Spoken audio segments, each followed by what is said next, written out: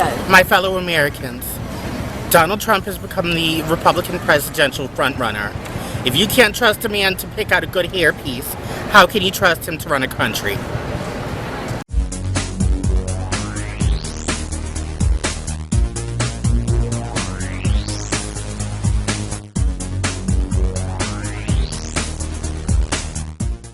Welcome to the Pew. We're still at the Pagan Festival, where we are witnessing a bewitching spectacle.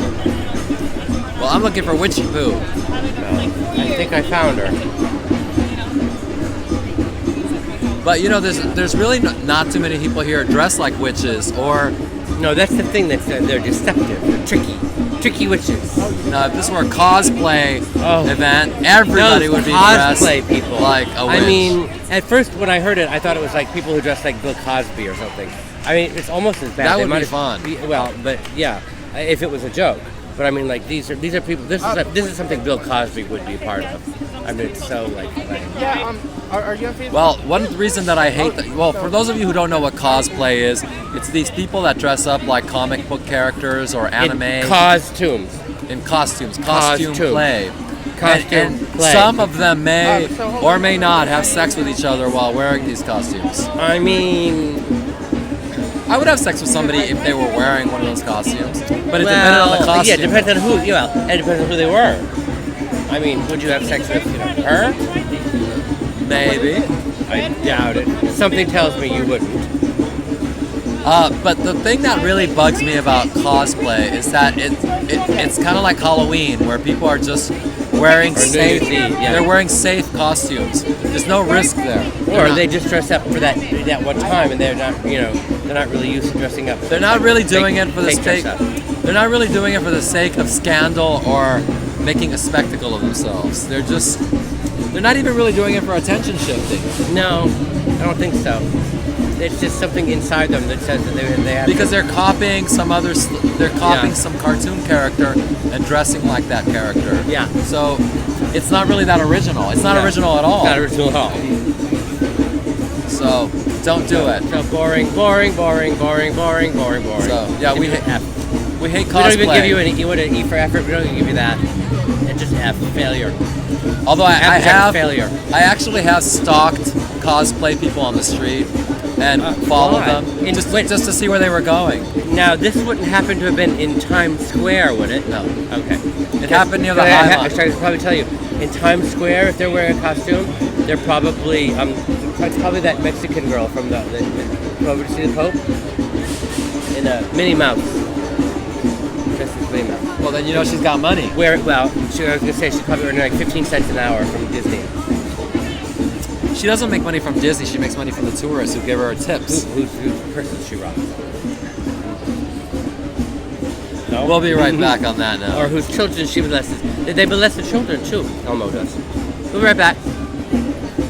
And now a word from our sponsor. The peace and birthdays loving content, but the peace and birthday loving content, but so far. Welcome back to the Pew. Welcome back. Raring to go, boy. Welcome back to the Pagan Festival. Welcome back to the Pagan Pew, the stinky old devil. The devil made us do it. The devil made us do it, but one other thing he's going to make us do, we have to remember, and we hope he makes you go to Love Gun on Saturday, October 3rd, for 7 p.m. for the next big thing. The next big thing. Mark my words, it will be the next big thing, and it will be from 7 to 10 with an hour worth of open bar for only $10. And there'll be a performance by Handjob Academy, the female version of the and some more love. Go-Go's, yeah. Oh, and 3 out of 4. Rebecca Walton is even doing she's even doing Rebecca a Walton. And then we have performance. And somebody else will perform too. Yes, puppets. Oh yes! Oh my God! Puppets. We have an amazing puppet show on Saturday. Amazing puppet show. It's an amazing puppet show. All for just $10. $10 lousy dollars. You get us too. We'll throw in us. We're gonna be in there somewhere. We're For just $10, these Peruvian people got this homeless guy to sit down, cut his hair, take a bath, and change into a respectable outfit. Isn't that a Madonna song? Take a bath? Yes, it is. So, at the end of the process, I mean, we'll show a picture of before and after. He doesn't look happy. He doesn't look like Eli. You know, there is some. And how long will it take for him to get back to the way he was? Some stinky old junkie when I was in Peru, ironically, when I was in Peru, some stinky old junkie hadn't taken a bath or a shower for a week, and he smelled up the whole room, and he was going through withdrawal, and so he couldn't take a shower. But the other inmates picked him up and dragged him to the shower and threw him in the water. And it was me. And it was really awful because I was sick and the water was ice cold, and they threw my ass in there anyway. Well, you were stinking up there prison. I mean, I don't think I was, but I wouldn't know because I was so far gone into withdrawal and shaking and sweating and, you know. Memories. Like maybe it was the devil possessing you. Memory doodle doodle doo. I smell doo-doo right now, in fact. Oh, yeah. You know, this park smells like shit. Like shit. I mean, there is shit everywhere. I don't know if there's and it's just like a pervasive stench of shit. I mean... And it's not the pagans. No, the pagans smell good. But it's the... And it's not the devil, because that would be sulfur. Well, but it kind of smells like that, actually, a little bit. So you're saying the devil's with us? Maybe. Could be any. Get some. Oh, did you see the double take we just got? If the devil's here, get the glitter ready. Oh yeah, gotta glitter bomb the devil. So says Newsweek magazine. Yeah, Newsweek magazine is writing the most big news ridiculous story, big breaking news story. We're gonna get the scoop of glitter on the history of glitter. Was it the history of glitter? And a very short history of glitter, which I may add is banned at Burning Man. Banned at Burning Man. Unless it's biodegradable, and they haven't done that yet, but I think they could. But they asked me, they sent me an email asking me the most ridiculous question because it was rumored that I was to have been glitter bombed when I was released from prison. I was not, and the question was something like, what would it have been like to have been glitter bombed had you been glitter bombed, which you had not been. But what would it have? We'd like you to speculate on what would it have been like to have been glitter bombed. So I don't know. Front page story. Front page. Newsweek magazine. And they wonder why. Well, it's not a magazine. Hard to sell for $1. It's not.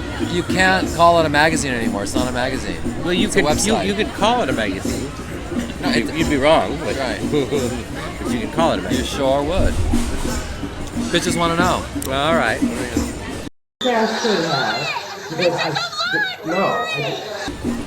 J.S. Reynolds wants to know this is a question that you could certainly answer. He wants to know, how do I go about manipulating a girl into consenting to taking a massive stinky dump on my face and in my willing, hungry mouth? Now, why on earth would you think that I would be able to answer that question? Because I know the story you're thinking of. You paid somebody to do that. It wasn't in my mouth, though. Right, but you've got a trick for doing it. You've got a knack for that. $40. Well, tell them the story. Yeah, I was with somebody. This was probably 20 years ago.